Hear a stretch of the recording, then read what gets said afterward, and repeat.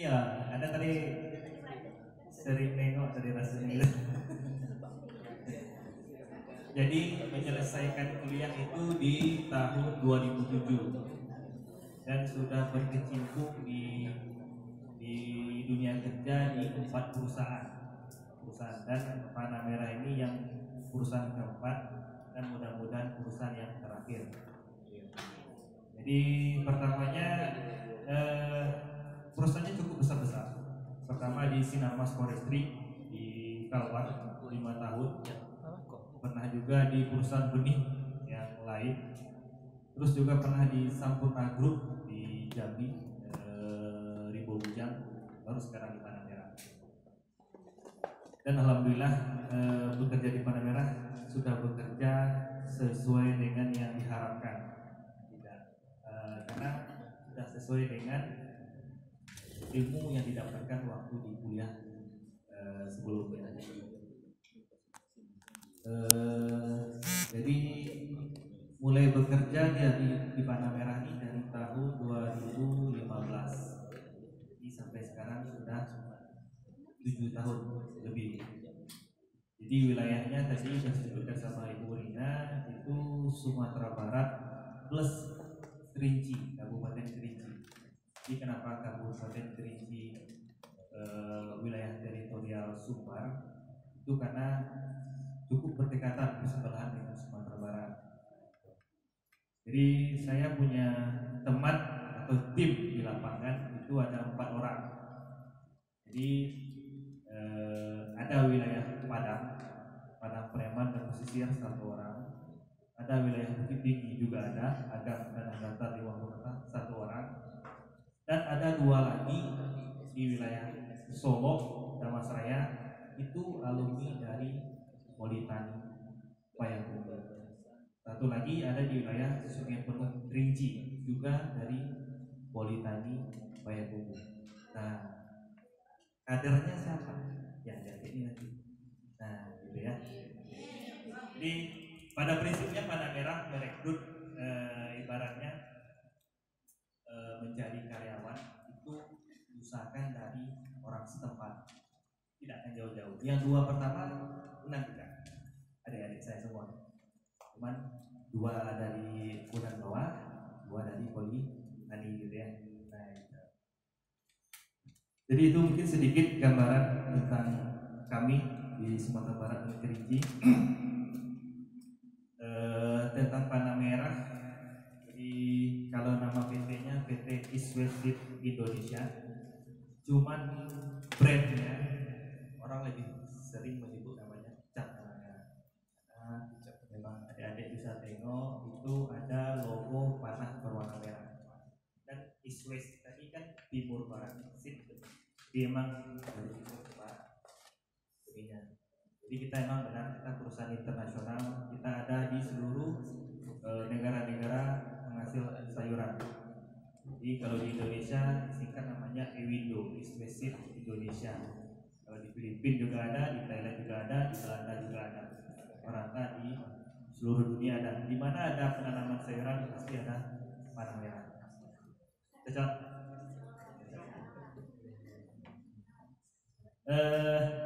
Paling nanti kita diskusinya santai aja.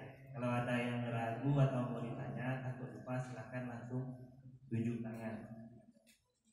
Jadi perusahaan kami ini berdiri dari tahun 1990. Jadi sekarang sudah lebih 32 tahun. Kantornya tepatnya di Desa Benteng, Kecamatan Cempaka, Purwakarta, Jawa Barat. Nah, caranya nanti kalau ada adik magang berarti akan ke Jawa Barat, bukan ke Bukit Tinggi, tapi ke Jawa. Karena magang di lapangan tidak ada. Karena kalau di lapangan mobilenya kan pakai kendaraan motor ya. Jadi di sini saya akan menjelaskan, ibaratnya mempresentasikan tentang program magang mahasiswa dengan Panah Merah. Di sini saya akan dulu overview dari company perusahaan. Ini kantor kami. Ini kalau nggak salah saya ini udah yang baru. Fasilitasnya udah kayak hotel. Saya agak sombong dikit ya, boleh ya. karena saya masuk 2015, kantornya belum ada perubahan, ibaratnya masih mungkin Pak Sentok tadi sudah pernah ke sana, mungkin masih seperti itu. Cuman ada perubahan sangat besar di Panamera. Di 2017 kita perubahan kantornya, tempat produksinya, pokoknya semuanya dikembangkan. Ada UF Center, ada juga urban farming ya. Urban farming itu artinya sih tanaman perkotaan.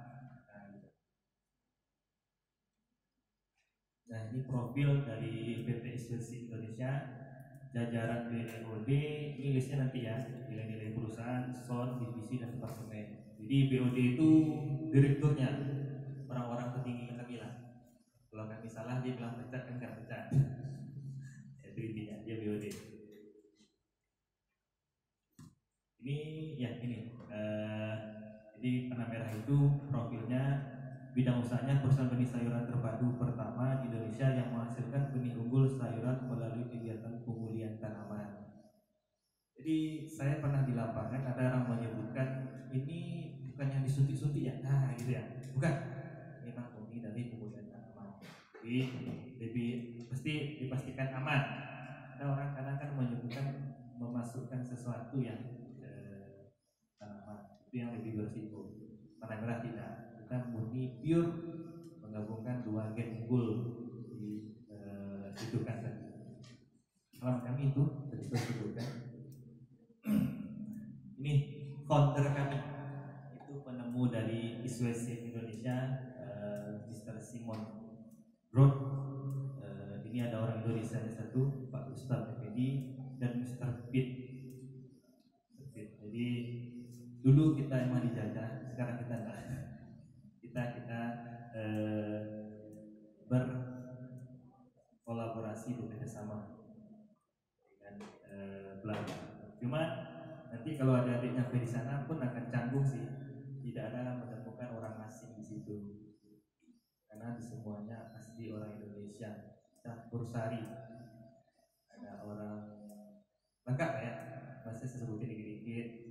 Dari orang Bukit Tinggi ada, orang Pariaman ada, orang Medan ada, Jawa ada, lengkap. Jadi memang ISWC Indonesia merekrut orang-orang setempat. Jadi gedung-gedung yang ada di UINDO itu ada gedung Simon, gedung Rustam, dan gedung Pitt. Memang dari founder-founder, ibaratnya penemu yang tadi yang kita bikin, jajaran BOD. Nah, ini direkturnya orang Medan. Kalau ada Pardede berarti orang Medan. Glenn Pardede. Ini direktur utama. Saya kalau ketemu dia, saya banyak nunduknya. Nah, kalau salah-salah dikit kena marah, lapor langsung nih sama pimpinan saya kan. Ini orang paling saya takuti nih. Nah, gitu. Kalau dia ada, semua kami di lapangan kami akan kayak anak kecil. Susah. Dia expert, sangat pengalaman. Ini direktur utama. Nah, ini bapak saya, kurang awal, kurang Bukit Tinggi, Afrizal Indo. Dia sudah sangat berpengalaman di beberapa perusahaan. Jadi bukan orang yang dari langsung naik kan, tapi dia orang berpengalaman dan asli ranah Minang. Kalau ada nanti yang pergi magang, kalau tahu orang Minang, tidak akan dia bahasa Indonesia, akan dilawannya bahasa Minang akan keluar. Ini kampungnya di Simpang Taluk, atau Bukit Tinggi, gitu, di Bukit Tinggi. Itu orang. Ini direktur R&D, Riset Development Aset Harpenas. Jadi nanti kalau seandainya kita magang, kan nanti akan beberapa divisi ya. Ada bagian riset, ada bagian purchasing misalnya. Ini direktur HRD, HR. Ini Bu Riri ini kalau salah baru masuk di tahun 2001 kalau nggak salah. Jadi beliau baru, cuman sudah punya pengalaman kayak di Indofood misalnya ya, Bu Riri. Ini orang lama juga, Pak Joko Sare, Direktur Shift Operation Director ya, Pak Joko Sare. Nah, ini orang yang paling apa nih? Ditakuti distributor, ya Pak Isak, itu Direktur Keuangan. Kalau sempat ada bermasalah dengan keuangan benih tak dapat. Ini namanya Pak Isak, orang paling masih muda, mungkin sepantaran dengan saya. Oh, ini dia kelahiran 84 dan 83 45, masih muda dia, tapi dia punya pengalaman yang sangat bagus, masih muda dia. Nah ini commercial director kita yang baru, Pak Ganes. Dulu dia pernah di benih yang terbesar juga di Monsanto, pernah juga di pestisida BASF, udah GM juga direktur. Sekarang baru bergabung di Ewindo ini kalau nggak salah di awal tahun, akhir tahun 2021 atau awal tahun 2022. Oke, masuk ke visi. Jadi Panamera ini visinya, kami percaya pada benih sayuran berkualitas tinggi dan pelayanan terbaik untuk kesejahteraan petani. Dan misinya menyediakan benih berkualitas tinggi, membantu petani dengan pelayanan terbaik. Ketiga itu mendorong peningkatan konsumsi sayuran. Jadi mungkin kalau di sini ada yang bapak ibunya yang petani, orang baik buah saja. Dari Mas ya? Hah? Oh campur ya? Berarti di bahasa Minang tak bisa? Bisa. Jadi pada umumnya bapak dan ibu mungkin yang orang tuanya ada sebagian menggunakan benih Panamera. Misalnya kalau di Bukit Tinggi ada yang menggunakan terong kami, buncis. Di sini mungkin ada jagung manisnya, pare, toyong, lengkap, terong juga ada. Jadi Panamera ini sangat memprioritaskan di petani. Jadi membantu petani dengan pelayanan terbaik. Jadi fungsi kami yang ada di lapangan, mungkin adik-adik menanyakan, Panamera itu yang di lapangannya ngapain? Petugasnya ya. Kalau dari saya bagian sales, saya bagian jualan, order barang, order PO dari distributor, order barang. Dulu saya di lapangan sih. Saya baru naik ini di awal tahun 2022 Januari. Dulu di lapangan, wilayah saya Purhagan, Tanah Datar 50 hektar. Itu saya keliling tiap hari. Jadi kalau orang lapangan ini disebut hidup di atas roda. Kita berjalan terus. Kalau adik-adik berjalan satu hari berapa kilo? Berapa? Yang cowok lah, cewek jangan. Cowok ada suaranya. Pakai motor biasanya berapa kilo jalan sehari? Hah? Lebih dari 50. Oke. Jadi besok kemungkinan kalau bekerja di Panamera minimal 100 kilo sehari. Minimal 100 kilo. Karena PP ya. Saya kalau stay di Bukit Tinggi ke Payakumbu PP-nya kadang 124 kilo. Kalau saya ke Solo PP-nya kadang 200 kilo. Kalau ke Padang saya PP 200 kilo. Capek kan? Ya. Tapi karena sudah kebutuhan dan kebiasaan, badan akan terbentuk, terbiasa. Jadi itu. Jadi jauh-jauh lah kerjanya. Ada daerah ini perjalanannya 2 jam baru sampai lokasi. Ada yang sejam, ada yang 3 jam, ada yang 5 jam. Kalau yang lebih di atas 100 kilo sebenarnya ada fasilitas nginap, ada penginapan bisa. Jadi dan Panamera pun mendorong peningkatan konsumsi sayuran. Kenapa mendorong peningkatan konsumsi sayuran? Iya, pertama pasti biar sehat, dan benihnya pun laris.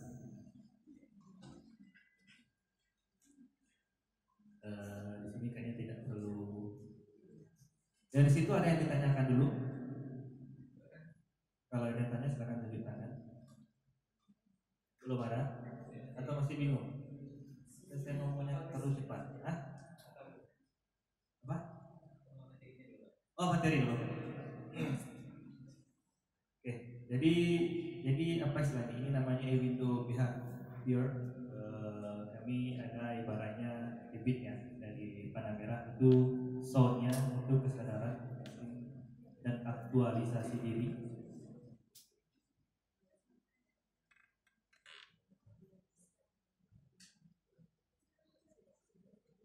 Nah, jadi inilah foto kami di Panamera.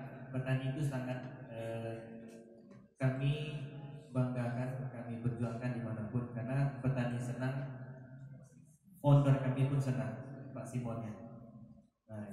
Jadi petani itu sangat diprioritaskan.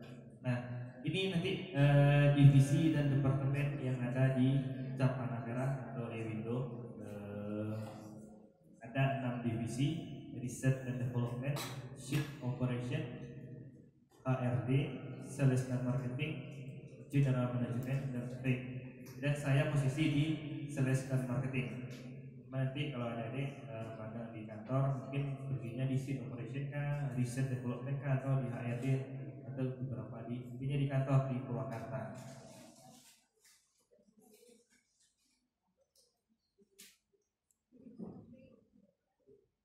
Nah, di sini sedikit penjelasan. Research dan development ini intinya bagian yang menciptakan benih. Jadi breed variety, jadi menciptakan varietas-varietas baru. Misalnya gini, dulu kami punya terong itu mereknya Lezata, yang terbaru mereknya Yuvita. Nah, di situ merek-merek tadi itu diciptakanlah di sini tadi. Dan merek baru diciptakan disesuaikan dengan kebutuhan lapangan. Dulu belum ada serangan virus, sekarang sudah ada, tapi benihnya disiapkan yang tahan virus. Dulu tidak ada di tomat ada serangan layu atau virus, sekarang dimunculkan benih yang tahan virus dan tahan layu. Nah, jadi disitulah bagiannya nanti. Seed operation sini mengembangkan dan varietas dari produksi. Jadi di sini bagian ini produksi benih. Jadi tadi diciptakan, ini yang memperbanyak benihnya prosesnya. Sales marketing itu saya, distribusi itu dealer dan sub dealer. Jadi di Sumbar kami tidak punya kantor, kami cuma punya distributor atau dealer. Itu di tempatnya kalau ada jalan ke Bukit Tinggi di Simpang Canduang, tahu? Tengok sebelah kiri ada tulisan CV Merapi Agro Sejati. Itu distributor kami satu. Di Sumbar ini ada 2, satu lagi di Padang di daerah Khatib Sulaiman. Jadi situ. Jadi distribusi dari dealer dan sub-dealer itu dari kami. Consumer ini apanya? Nah, ini sih lebih apa sih? Lebih ke dalam ya. Research development itu bagiannya apa aja? Ada genetic resource, ada farmnya, ada lab biotechnya, ada lab patologinya, product development supportnya. Jadi ini divisi-divisi mungkin dari bagian research dan development yang ada di kantor. Nah, seed operation. Jadi ini juga sama, ada bagian production, bagian ekspor impor, bagian plant, bagian quality assurance-nya. Jadi pada prinsipnya seed operation ini misalnya gini loh, benih ini packing dan bagiannya. Benih ini ada yang masih impor dalam arti dari Iswes yang sebelah, misalnya dari Thailand. Jadi ada bagian yang pembuatan dari ekspor impor. Nah, jadi seed operation handle bagian di sini, komponen-komponen tadi. Ini mungkin sedikit foto-fotonya.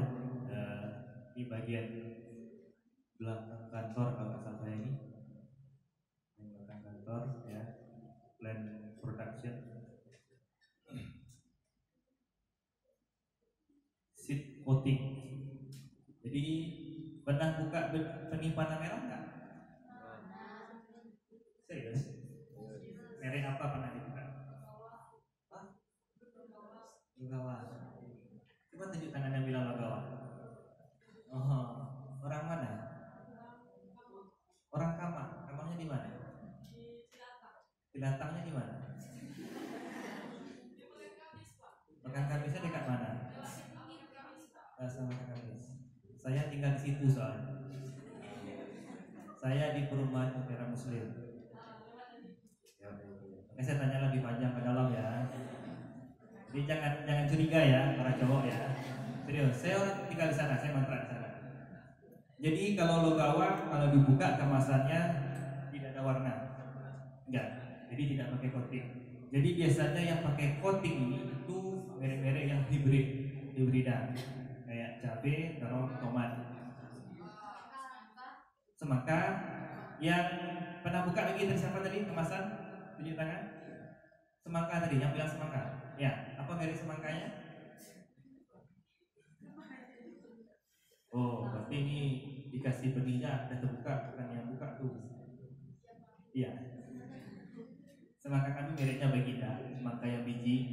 Jadi prinsipnya kenapa dikasih coating itu bisa membedakan keaslian benih panah merah dengan yang lain dan bisa membedakan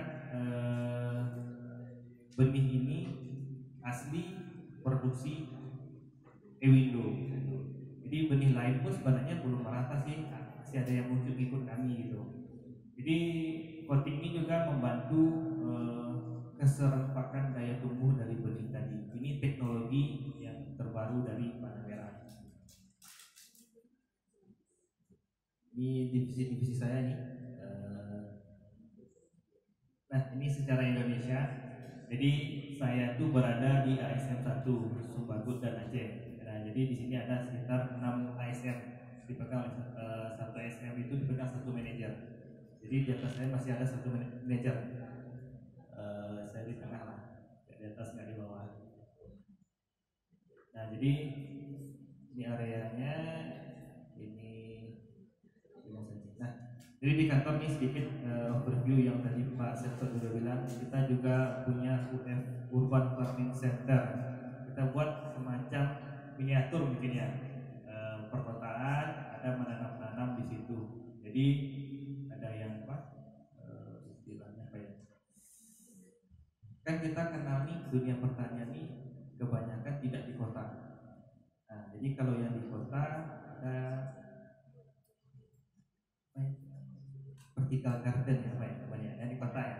Nah, jadi di kantor pun kita menyediakan, kita pernah ekspos ini, intinya kita mengenalkan sayuran dan hortikultura ke dunia luar. Intinya panah merah fokus di pengenalan sisi hortikulturanya.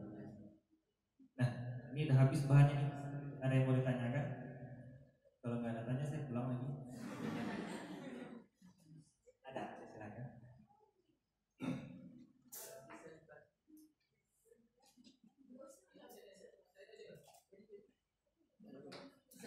Ada satu lagi.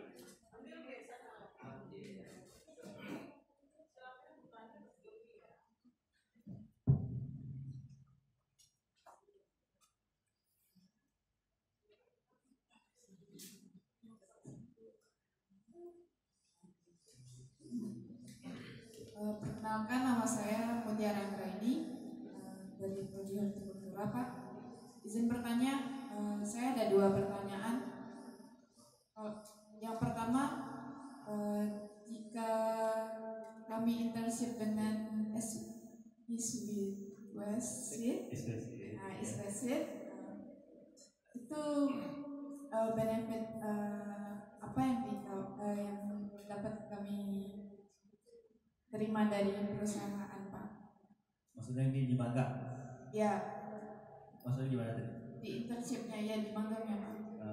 Dan yang pertanyaan kedua, work life balance, jam kerjanya gimana di sana? Oh gitu. Jadi dah langsung ke inti ya.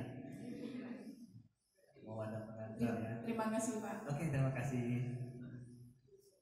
Saya sudah inputnya.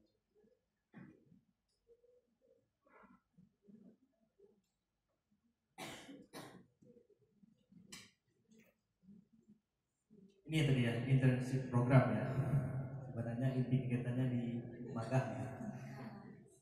Cuma karena saya pikir nih Bu Rina kemarin ngirim jadwal apa ya, rundownnya cukup lama ya. Jadi saya lama-lama di sini tadi. Oke, ini terus sudah.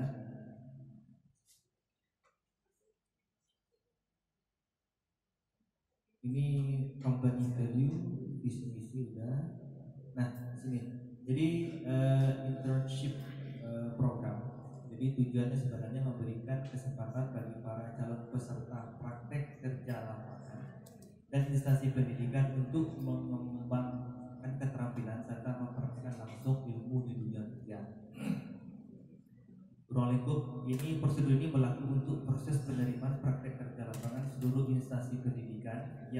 melaksanakan kegiatan praktek kerja lapangan dengan PT Iswesi Indonesia. Nah, jadi tadi benefitnya yang didapatkan ya, ada sih. Satu pasti ilmu, satu pengalaman, apa lagi ya? Berupa apa lagi? Ada, nanti ada penjelasan. Pada prinsipnya gini, teman-teman percaya tidak? Ketika di dunia kerja yang dituntut apa? Skill, terus kejujuran. Tadi yang disebut Pak Seto tadi pas, disiplin, ya, jawab. Disitulah kita dilihat. Saya di Panah Merah ini bukan orang pertama yang masuk di Sumbar. Sebelum saya ada 7 tahun, di bawah saya tuh, di atas saya ada yang 10 tahun. Tapi kenapa saya dipilih? Bukan saya paling muda, bukan. Bukan saya paling imut-imut, bukan. Jadi saya punya rasa tanggung jawab tinggi. Saya punya fokus bekerja. Saya tidak punya pikiran fixed mindset atau mental block. Teman-teman punya pengalaman nggak? Demplot atau semacam praktek tanam timun ini dengan perlakuan ini, terus ketika disuruh ulang akan muncul statement, Pak, udah kami lakukan Pak, nggak bisa Pak. Pernah kayak gitu? Pernah ya?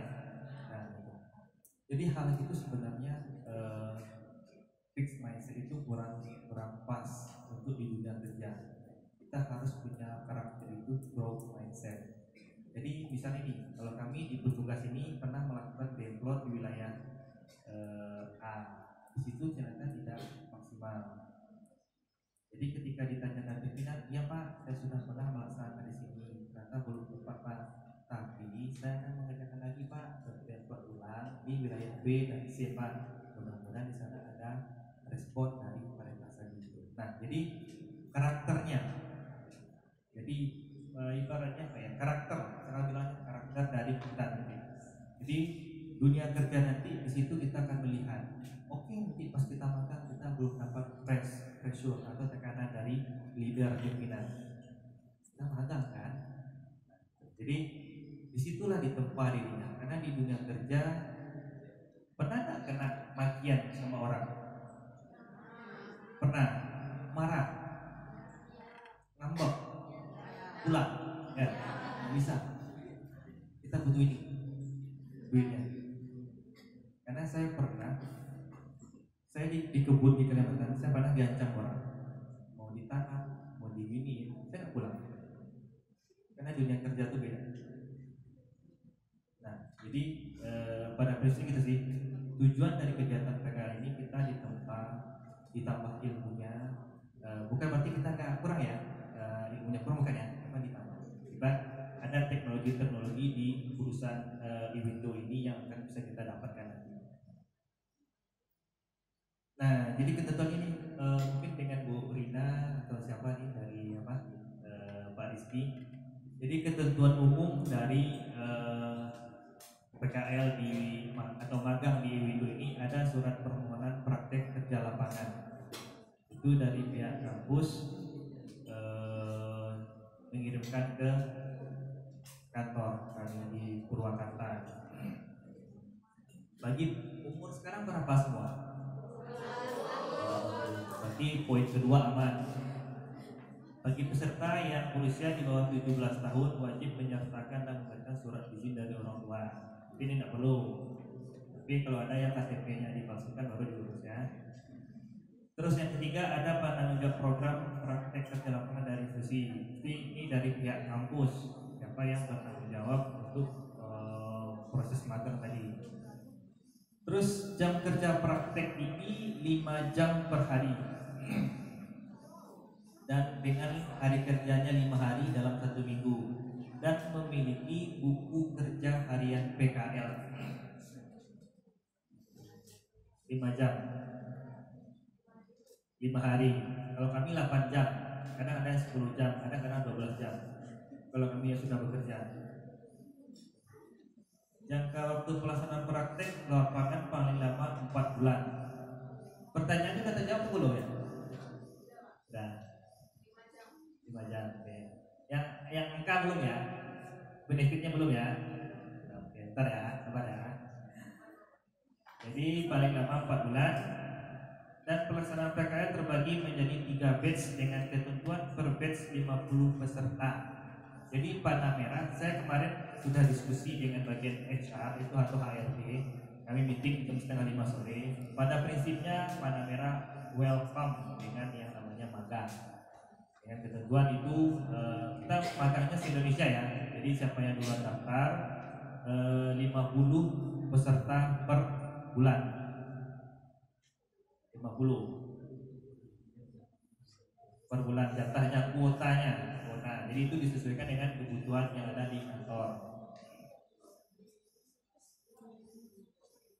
Ketentuan dari PKL ini mungkin alurnya. Jadi mahasiswa itu harus sudah aktif, bukan yang dalam kondisi yang tidak baik ya. Satu. Terus surat permohonan dari kampus wajib disertakan. Mahasiswa yang memenuhi kriteria syarat akan diproses dalam waktu 1 bulan. Durasi PKL paling lama 4 bulan sudah. Setelah program PKL selesai, para peserta mendapatkan sertifikat. Jadi punya sertifikat nanti dari panah merah. Itu bisa menjadi modal atau pendukung kita melamar kerja. Karena panah merah termasuk perusahaan yang disegani. Di sini mungkin bisa ada dibaca terlalu banyak. Ya, jadi mungkin kepada Ibu Rina masih ada yang untuk kemarin Bu sudah dikirim kan? Sudah diproses